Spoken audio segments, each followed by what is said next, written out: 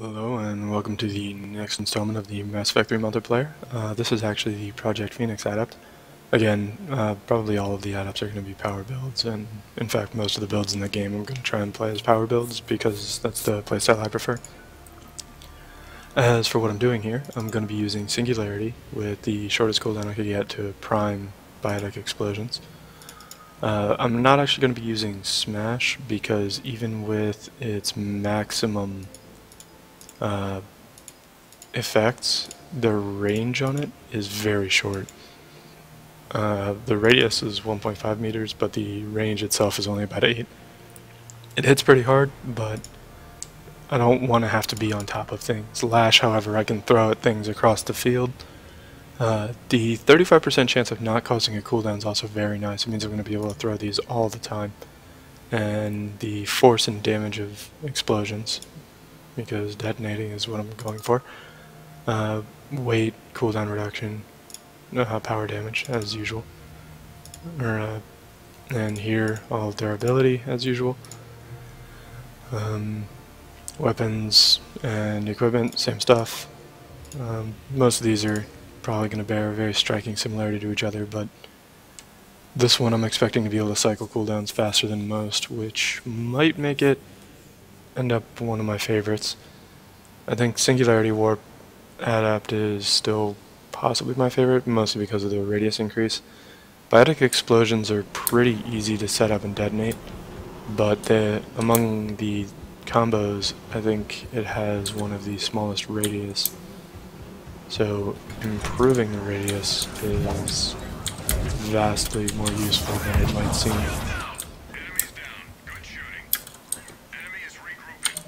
Maybe on wave 2. Okay.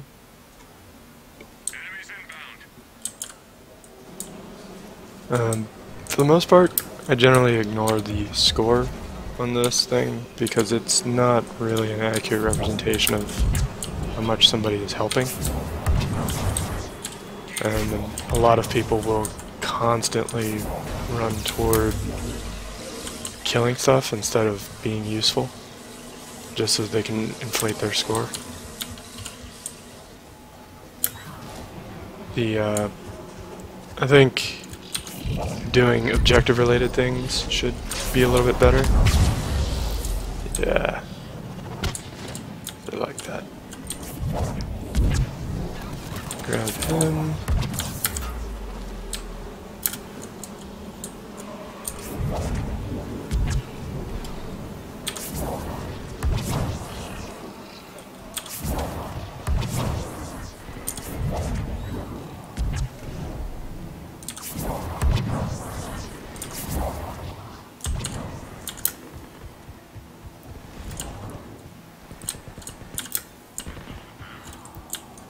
And the lash itself has some pretty nice effects against abominations, husks, and all of the kind of fodder grunts. I don't actually need to do the combo. Just simply hitting them with lash will be sufficient in most cases. This guy, however, needs detonation. And it appears, like I said, this is the first time I've played this character. It also appears that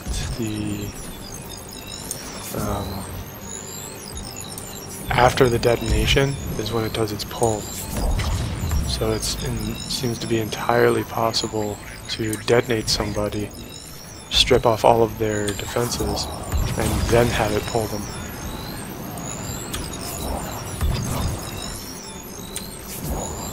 However, these Seeker Swarms don't seem to take the same kind of damage that everyone else does.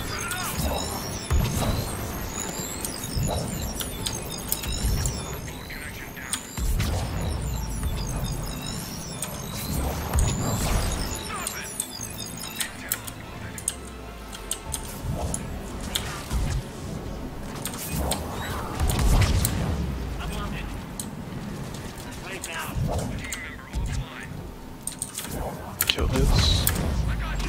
Revive him.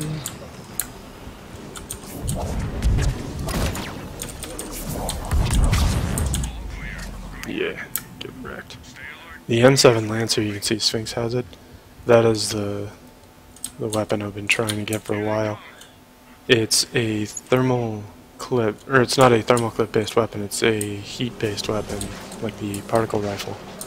Except it behaves more like the M8 Lancer, or the M8 Avenger, which I think is far more useful than the particle rifle overall. The particle rifle you have to stay focused on target for a while and charge up, and once it's fully charged up, it's pretty devastating. But sometimes you need a target dead now, and that's just not an option with the particle rifle most of the time. Let's see how my detonations do against the Scion. I said against the Scion. God damn it.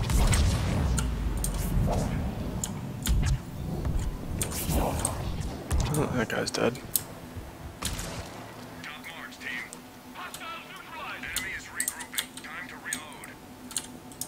A lot of people in this like to get really brave and they think they're badass. Myself included sometimes. But it's important to remember that you are at a statistical disadvantage against almost every enemy.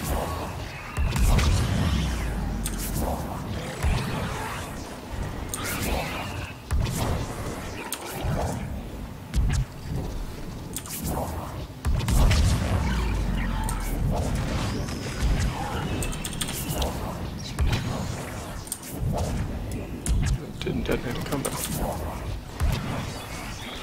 That's troubling.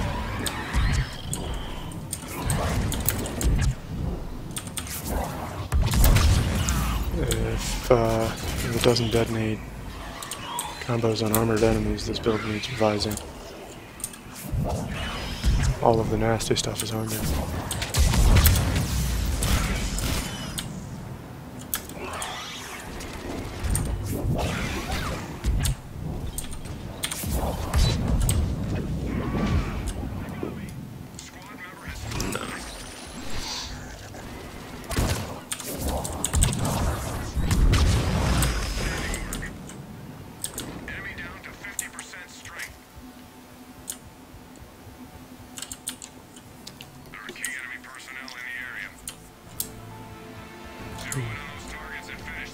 Oh, no, that's right. Fuck.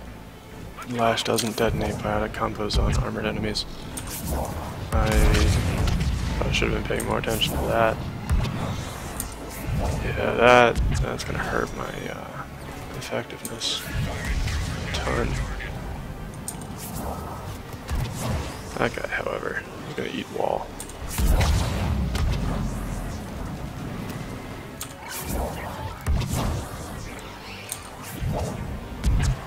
So things that manipulate characters can cause them to collide with walls and other enemies and stuff like that. When they do, the character takes additional damage because it's funny, basically. So if you're doing physics effects with any force number given, if possible you want to try and aim the enemy at walls and over ledges and things like that, because a whole bunch of extra free damage, basically.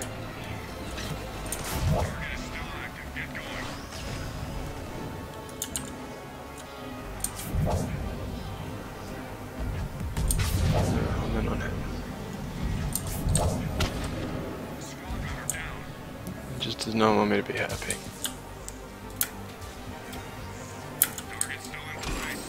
So as it is now, I'm more or less relegated to... I'd really like to know how I took damage there. That doesn't make sense.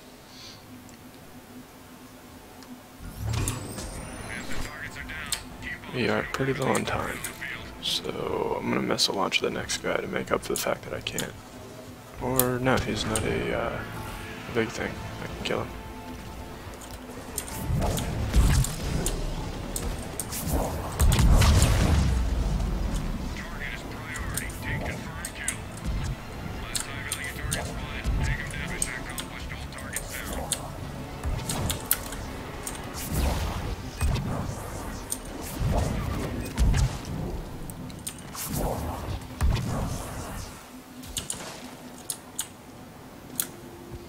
Okay, so this build has problems that need to be worked out, like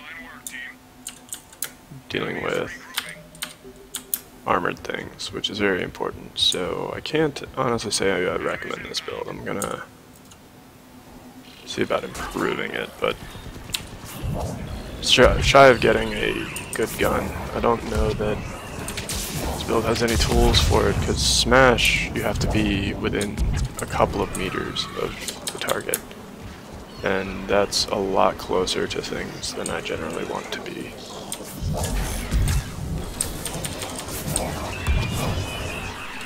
And there you can see he survived the initial hit from Lash, but it pulled him into the ledge, and that killed him.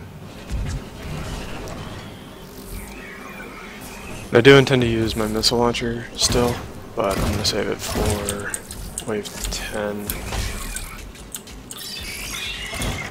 We're not on a time limit, we don't have to worry about that kind of stuff, so we've got all the time in the world to deal with these possessed Praetorians and shit like that.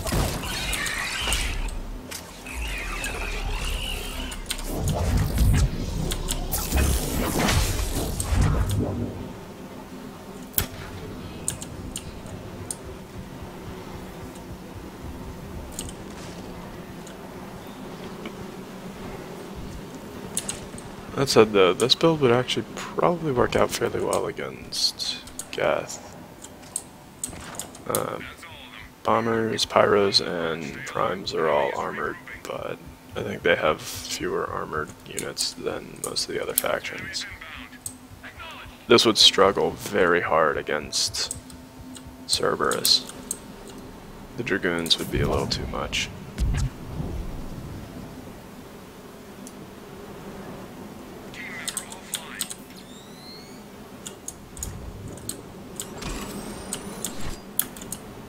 They've got him.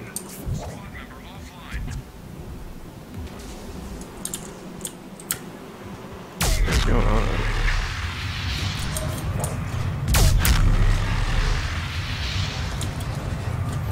Oh. That's what's going on. Makes sense.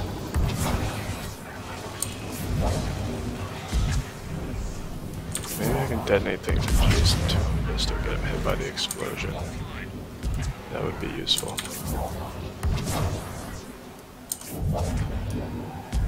Sweet. Got him with the explosion. Eat shit.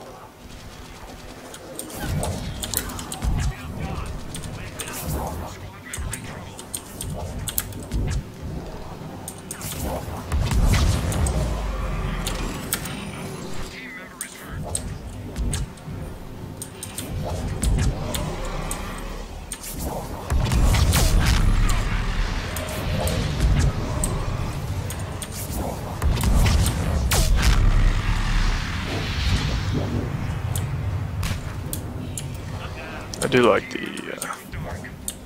atomic death of the possessed abominations. I think it's funny.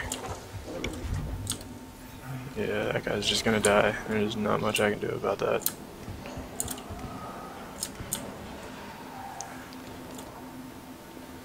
Yeah, in addition to bleeding out, characters will often get executed by NPCs because they don't just sit there and let you get up there to revive, which is why you should generally at least put some effort into sticking together.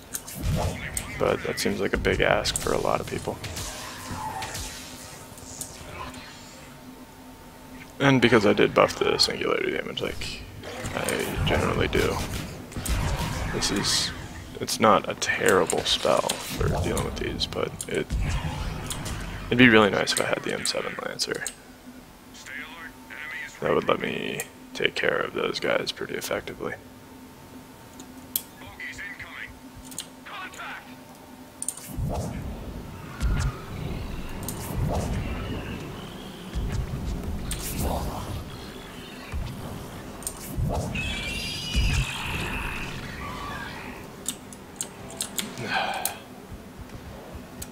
Also, whoever designed a bunch of the characters to just be immune to powers is an asshole. Powers are already at a disadvantage. over weapons, and to make characters just immune to them sometimes because reasons. Like the Praetorian, if you hit him with a power while he's hovering, he'll put up his bubble, but Banshees just do it because they're bored.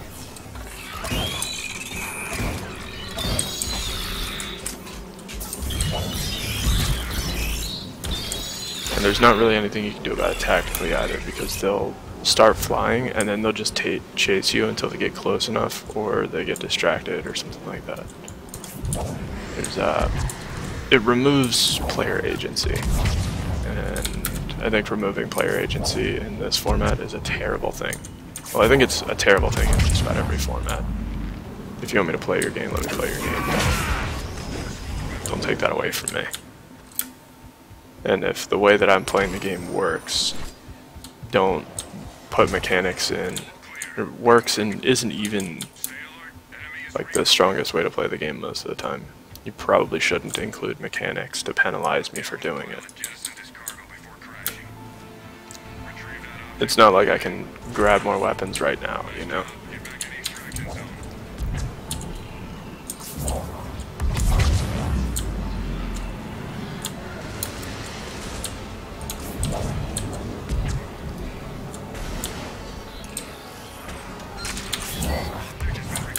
Especially since some of the characters aren't even affected by that sort of like bubble thing.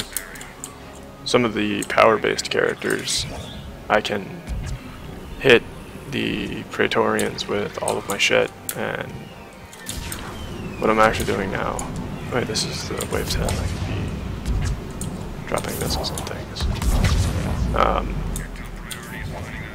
One of the things I'll end up doing is killing stuff like that because abilities that aren't targeted, you know, how some abilities kind of home in on the enemy and some abilities don't. Well, the ones that aren't targeted don't set off that defensive effect. Yeah, I think this is a sprint and carry 10. Fuck. What killed me? A fucking Scion? Where? I love getting shot to death by an enemy that isn't shooting at me. The PC version of this game has some very annoying bugs.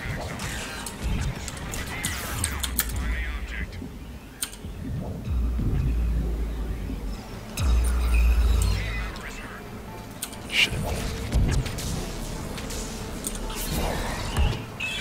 Oh, hey, look, sync kill.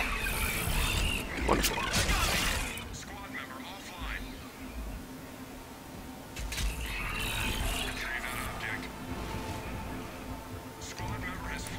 But, what is it?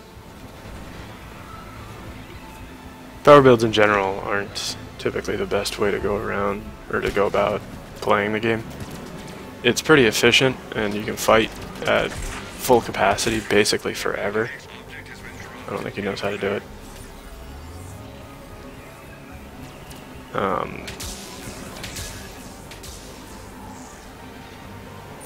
You can fight at high capacity forever with a power build, but guns in this game do magnitudes more damage, so if what you need is damage, powers are actually pretty suboptimal. Although I think they improve as difficulty goes up because gun damage is capped. So, you know, if your gun does 1000 DPS, it's always going to do 1000 DPS. But my biotic combos, so the base number is 375 damage. And this one isn't a great example because it can't detonate combos on armored things. But a combo detonation is 375 damage by default. And it gets a multiplier based on your difficulty level. In silver, it's 2.25. In bronze, it's 1.5, and in gold, I think it's 4.5, something like that. So in here, I'm actually doing, you know, about 900 damage per detonation, not counting any force and power bonuses, because I'm not even sure that they apply. And nicely done, dude. Got us the big bonus. But,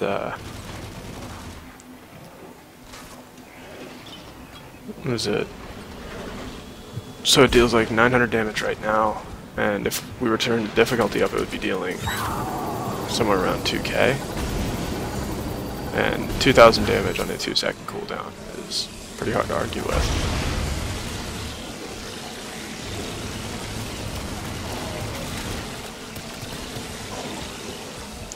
I'm not sure if we have to win the wave, though. I think we still get the money even if he were to die now. But it looks like he's going to hold on. Dude wants to be a fighter. And that's cool. I don't like giving up either.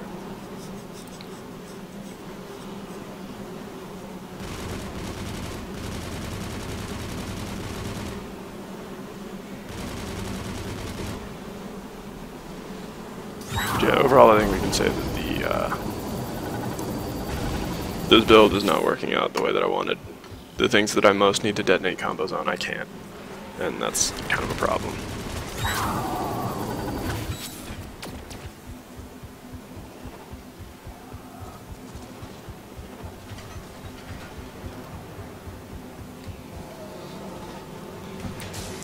A problem that could be solved if I had better weapons, though. If I had the M7 Lancer, I think I would have fared much better. But the game doesn't want to give me that yet. With a little luck, I'll get it sooner rather than later, though. I may have to come back and revisit this character once I have the better gun. You dead man.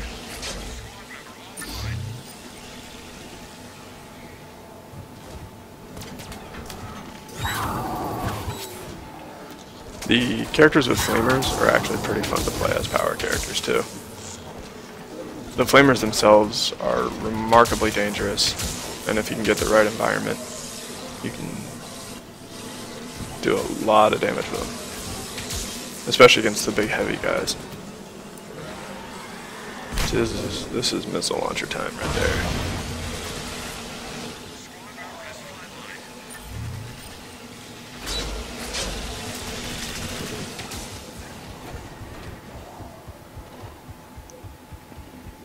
It's on his face.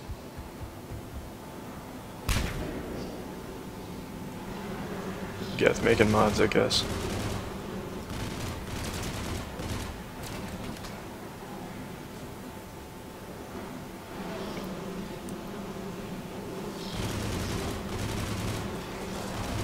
Right, he has armor piercing power, or armor piercing ammo going on too.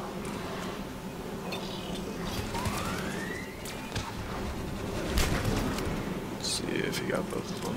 I think he only got one Scion, which is unfortunate.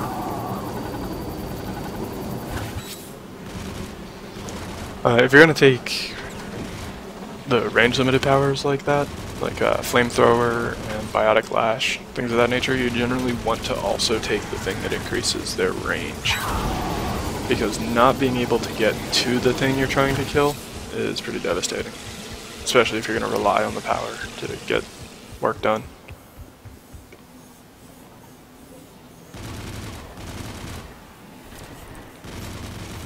And there's actually some really fun things you can do. So one of the tough characters in the game, probably the toughest, is the Geth Juggernaut. And one of the things it can do is stand melee with all the big guys because it cannot be insta-killed the way that everybody else can. So I had a buddy playing the Geth Juggernaut, and I was playing a Fortress Soldier with the Flamethrower talent maxed. And so what would happen is he would go around the corner, get everything's attention, fight 2 or 3 things at a time, and I would stand back, wait for everything to kind of collect on him, and then Flamethrower the pile. That worked wonders. We trashed everything we touched. There was no dealing with us.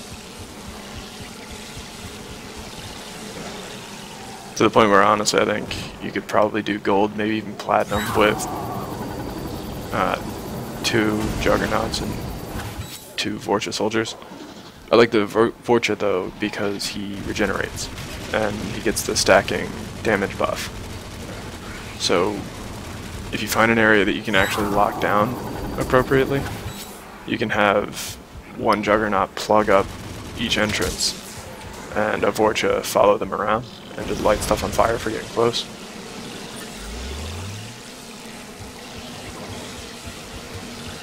I really wish I had the Lancer.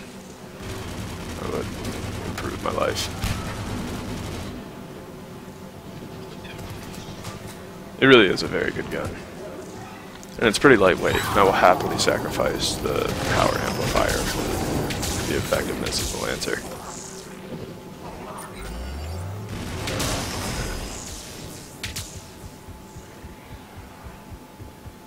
You can't have too many enemies left to fight. I think it's just the Scion and a Captain running around somewhere. Or it's just the Scion.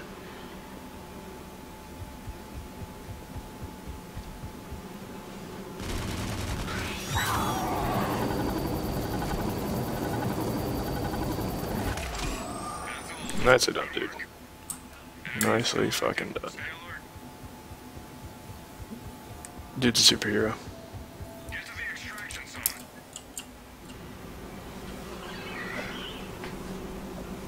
Another thing to keep in mind is that in these levels, there is 1 or 2 exit points. And even when there's 2, the game very strongly tends to favor 1. So you can pretty reliably predict where you're going to have to exit from. Where is he? He deserves a revive.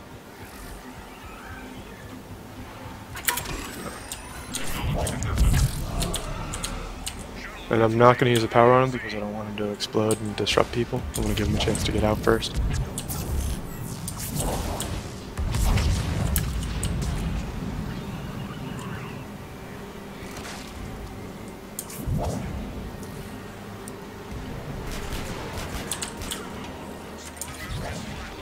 And you get a few thousand extra credits for successfully evacing too.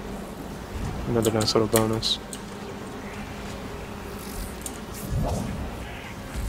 In case somebody else has a power that can detonate on these. Normally I get really irritated when puppies detonate my powers because I spec for it. And if you can't detonate powers, just prime and detonate powers on your own, people generally don't spec to be able to detonate them like I do. And so usually it's a damage loss both to myself and to the party if other people detonate my powers.